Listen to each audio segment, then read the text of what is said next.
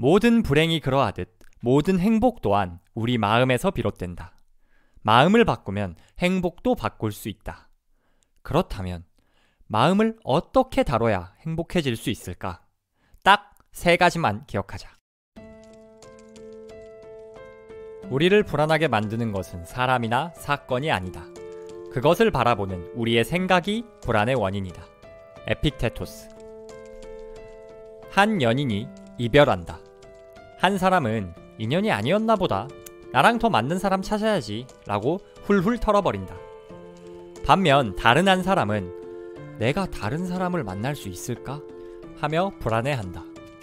상황은 같지만 반응은 다르다. 이 차이는 불안이 외부 조건이 아닌 우리 생각에서 비롯됨을 보여준다. 불안이 우리 생각에서 비롯되듯이 행복 또한 외부 조건이 아닌 우리 생각에서 비롯된다. 돈이 많으면 행복할 거야. 건강하면 행복하겠지. 결혼하면 행복할 거야. 이런 외적 조건들은 행복에 기여하는 요소다. 그러나 행복으로 가는 만능 열쇠는 아니다. 돈, 건강 다 가진 이들이 스스로 생을 마감하는 일이 얼마나 많은가. 결국 행복은 우리 생각에 달려있다.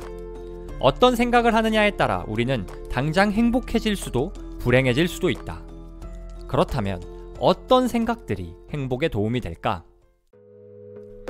무수한 심리학 연구 결과를 당장 적용 가능한 행동 지침으로 전달하는 책이 있다.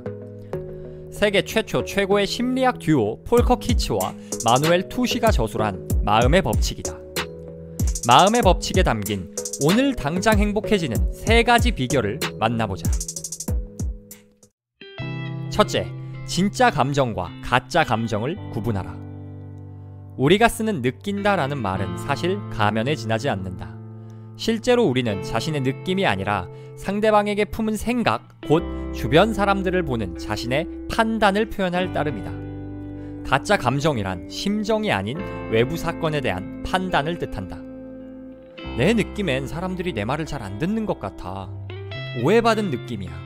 내가 느끼기에 저 사람은 날 사랑하지 않는 것 같아 등등. 진실 여부와 상관없이 이런 느낌은 불쾌하다. 우리는 이런 자의적 판단을 감정이라 착각한다. 그런데 오해받은 느낌, 사랑받지 못하는 느낌이라는 이름을 가진 감정은 없다. 조금 더 깊게 들여다보자. 느낌이라는 가짜 감정 속에 숨은 진짜 감정은 사랑받지 못해 느끼는 외로움, 슬픔, 우울함 등이다. 다른 사람이 무얼 어떻게 하든 그것은 내 감정이 아니다. 좀 더 냉정하게 말하자면 내가 다른 사람이 그랬으리라고 생각하는 것 역시 내 감정이 될 수 없다. 다른 사람이 하는 판단, 아마 이럴 거야 하는 추측은 가짜 감정이다.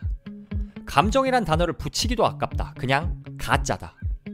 다른 사람이 무슨 생각하는지는 어떻게 알 것이며 안다 하더라도 그게 나와 무슨 상관인가. 추측 또한 뇌피셜일 뿐이다. 판단과 추측을 감정으로 착각하면 감정을 존중받기 어렵다. 연인에게 너는 나를 이해하지 못하는 것 같아 라고 말하면 맞아, 이해하지 못해 라고 답할까? 아니다, 무슨 소리야, 이해하고 있어 라고 대꾸한다. 상대 입장에서는 사실이 아니기 때문이다. 설령 사실이라 해도 순순히 인정할 리 없다. 이렇듯 판단과 추측을 표현하면 존중받지 못한다. 다툼만 생긴다. 반대로 나 지금 실망했어 라고 말하면 아니야, 너 실망하지 않았어 라고 답할까? 아니다, 그렇게 느꼈다는데 뭐 어쩔 건가? 일반적인 연인이라면 왜 그런 감정을 느꼈는지 물어보거나 공감해 주려 한다. 즉, 판단, 추측은 존중받지 못하지만 감정은 존중받는다. 그러니 진짜 감정을 이야기하자. 괜히 이런 감정 표현해도 되나 하는 생각에 감정을 숨기지 말자. 부정적인 감정일수록 더더욱 그래야 한다. 부정적 감정을 숨기려다 보니 가짜 감정을 만들어낸다. 내가 분노한 게 아니고 저 사람이 나를 싫어하는 게 먼저여야 한다. 그래야 분노라는 나쁜 감정에 대한 책임을 저 사람에게 전가할 수 있기 때문이다. 그러나 이는 내 운전대를 타인에게 맡기는 셈이다. 책임이 나에게 있다면 나만 잘하면 되지만 타인에게 있다면 아무 일도 할 수 없다. 책임을 떠맡는 건 고통스럽지만 그래야 상황을 개선하기 위한 노력을 할 수 있다. 진짜 감정을 표현하고 자기 감정에 책임을 져라. 사실인지 아닌지도 모를 뇌피셜, 소설을 쓰면서 불행할 이유를 만들어내지 말라. 그저 내가 외롭구나, 화가 났구나 라는 진솔한 감정을 받아들이고 상황을 개선하기 위해 노력하라. 고통의 99%는 외부 사건이 아닌 사건에 대한 우리의 판단, 즉 가짜 감정 때문에 생겨난다. 둘째, 위 말고 아래를 보라. A라는 세상과 B라는 세상이 있다. A 세상에서 당신은 매년 7천만 원을 벌 수 있다. 반면 B 세상에서는 매년 7억을 벌 수 있다. 심리 실험이니 통화량, 물가 등 변수는 고려하지 말자. 어떤 세상에 살겠는가? 바보 아니야? 이걸 왜 물어봐? 라는 생각이 드는 게 당연하다. 그런데 다른 사람들이 얼마를 버는지 알면 이야기가 달라진다. A 세상 사람들은 연평균 5,600만 원을 번다. 반면에 B 세상 사람들은 연평균 14억을 번다. 즉 A 세상에서 당신은 평균 이상을 벌고 B 세상에서는 평균 한참 이하를 번다. 자, 다시 한번. 당신은 어떤 세상에 살겠는가? 이 심리 실험에 참가했던 대다수 참가자는 버는 액수가 10분의 1임에도 불구하고 A 세상을 선택했다. 절대적 액수 따위는 중요치 않다. 다른 사람보다 많이 버는지가 중요하다. 이런 현상을 두고 심리학은 사회적 상승 비교라고 부른다. 아무리 아름답고 좋은 것을 가졌다 할지라도 더 위를 바라보고 비교하는 순간 마치 버튼이라도 누른 것처럼 불행에 빠지는 현상을 일컫는다. 세계 최고 부자 일론 머스크가 아닌 이상 나보다 돈 잘 버는 사람은 존재하기 마련이다. 그렇다고 일론 머스크가 완벽한 존재도 아니다. 그보다 똑똑한 사람, 잘생긴 사람, 착한 사람, 운동을 잘하는 사람, 존경받는 사람은 세상에 넘쳐난다. 모든 분야에서 최고인 사람은 없다. 그러니 전세계 모든 사람은 상승 비교를 하는 순간 불행할 수밖에 없다. 그럼에도 우리는 늘 위만 바라본다. 자기 처지가 꽤 괜찮을지라도 애써 남들보다 못한 구석을 찾아내 나보다 잘난 사람을 부러워한다. 무거운 공을 굴리며 끝없이 위로 올라가는 형벌을 받은 시시포스 같은 꼴이다. 그렇기에 사람들은 비교하지 마 라는 조언을 한다. 그런데 타인과 자신을 끊임없이 비교하는 행동은 인간의 본성이다. 사회적 동물로 태어나 매일 다른 사람을 만나야 하는 인간에게 비교하지 말라는 요구는 무리한 요구다. 그렇다면 어떻게 해야 할까? 아래를 바라보자. 상승 비교가 아닌 하향 비교를 하자. 나보다 돈을 적게 버는 사람, 나보다 건강하지 못한 사람, 나보다 안 좋은 상황에 있는 이와 비교를 하자.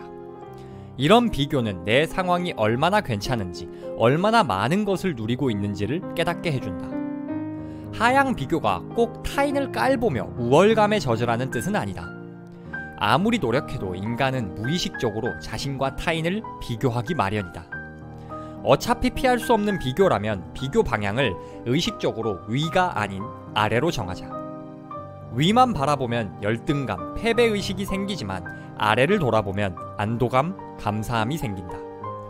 남보다 조금 상황이 낫다고 해서 우월감에 젖어 타인을 깔볼 수 있다고? 그건 그 사람 인격 문제지 하향 비교에서 비롯된 문제가 아니다. 현실이 불만족스럽고 기대에 못 미칠 때 아래를 보자. 나보다 힘든 이들이 있음을 알고 현재 상황에 감사하자. 감사할 때 우리는 행복감을 느끼고 새로운 목표를 향해 움직일 동기를 갖는다. 위만 보고 있는다고 올라가는 게 아니다.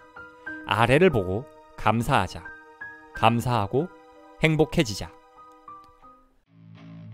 셋째, 나 때문이다 라고 말하자. 퇴근 1시간 전 사장이 당신을 호출한다. 사장실에 들어가니 얼굴 시뻘개진 사장이 보고서를 던지며 이 쓰레기를 보고서라고 만들어 왔어? 라고 소리친다. 보고서에 적힌 수치가 싹 잘못되었다고 말한다.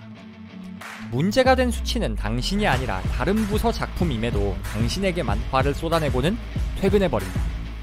억울함을 꾹 참고 자리에 돌아와 앉으니 중요한 클라이언트가 항의 전화를 걸어왔다. 이런 상황에서 당신은 어떤 생각을 하겠는가?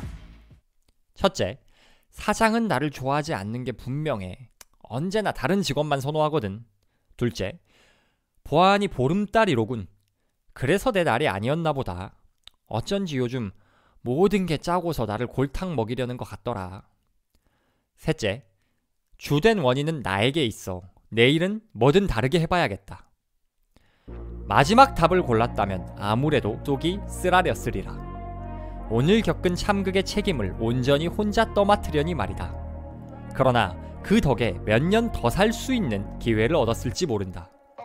앞에 두 대답들 가운데 어느 하나를 고른 것보다 앞으로 훨씬 더 행복해질 수 있을 테니. 인생의 만족도는 그 사람의 이른바 통제 확신이 얼마나 강한지에 따라 달라진다. 통제 확신이란 내 인생에서 일어나는 일은 내가 통제할 수 있다는 것이다. 자신의 인생에서 일어나는 일은 바로 우리 자신이 조종해야 한다. 주변 사람들에게 책임을 떠넘기는 것은 자신의 인생을 남에게 맡겨버리는 것과 같기 때문이다. 사람이 불행을 느끼는 수많은 원인 중 가장 큰 이유는 인생에 대한 통제감 상실이다. 내 힘으로 통제할 수 없는 상황 앞에 인간은 좌절한다. 통제감을 되찾기 위해선 자기 효능감을 키워야 한다. 자기 효능감이란 인생을 스스로 변화시켜 나갈 수 있다는 능력에 대한 확신이다. 자기 효능감을 키우는 일에 거창한 변신은 필요 없다. 아주 작은 일에서라도 결정권을 갖는 연습을 하면 된다. 요양원 노인들을 대상으로 한 실험이 이 사실을 증명한다. 요양원 사람들은 어떤 일도 자신이 결정할 수 없다는 무력감에 시달리고 있었다. 연구진이 A그룹 환자들에게 화분을 건네며 이 식물을 전적으로 혼자서 돌봐야 한다고 말했다. 그리고 B그룹의 환자들에게는 화분을 주면서 화분 관리는 요양원 직원들이 할 테니 그냥 가지고만 있으라고 말했다. 이후 환자들에게 인생 만족도를 물었다. 화분 관리라는 작은 일에 결정권을 가졌던 A그룹이 훨씬 높은 만족도를 보였다. 그리고 1년 반 뒤 A그룹의 사망률은 15%였던 반면 B그룹의 사망률은 30%였다. 작은 일이라도 결정권, 통제감을 갖는 일이 삶의 질을 높인다는 사실을 보여주는 사례다. 그러니 통제권을 되찾자. 힘든 일이 있어도 운이 없었어, 저 사람 때문이야 라고 말하지 말자. 통제 불가능한 운, 타인 등에서 실패의 원인을 찾으면 할 수 있는 일이 없다. 속이 좀 쓰려도 내 탓이니 내가 해결할 수 있다 라고 생각하자. 그래야 내 통제력 안에서 문제를 해결해 나갈 수 있다. 작은 일에서부터 하나하나 통제력을 늘려갈 때 하루를 마치며 더 큰 행복감을 느낄 수 있다. 모든 불행이 그러하듯 모든 행복 또한 우리 마음에서 비롯된다. 마음을 바꾸면 행복감도 바꿀 수 있다. 가짜 감정이 아닌 진짜 감정을 찾자. 끝없이 위를 향해 돌을 굴리는 시시포스가 되지 말자. 남 탓, 상황 탓하며 인생의 운전대를 세상에 넘기지 말자. 내 마음을 다스리고 오늘 당장 행복해지자.